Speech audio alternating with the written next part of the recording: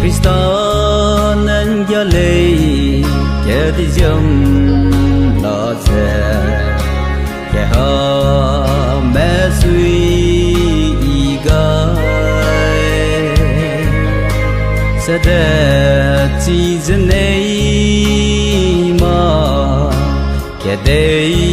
re ze hum zalung bom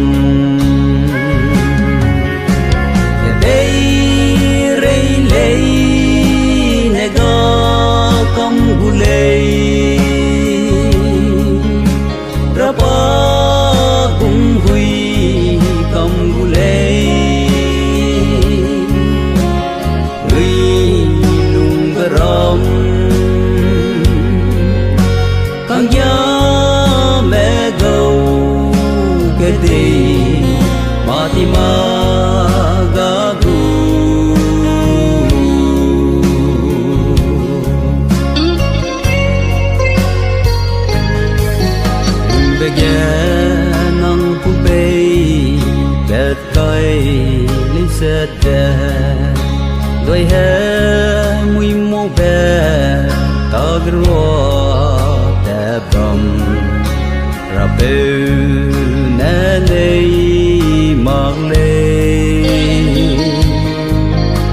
quăng lâu pa căn gia kẻ đây mùi mô bè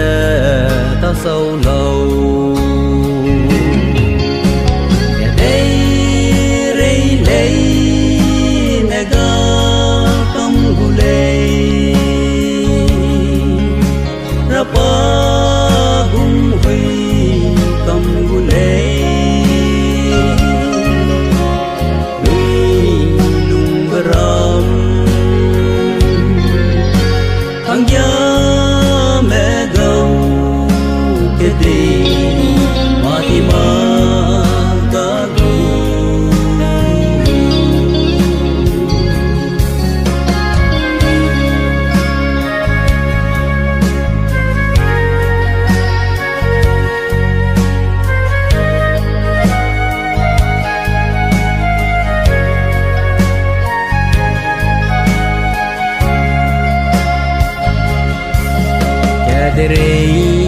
nè ta lê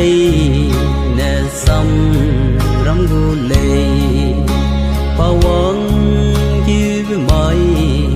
cái đi hè mới cùng mẹ chỉ cái hơi bom sẽ đe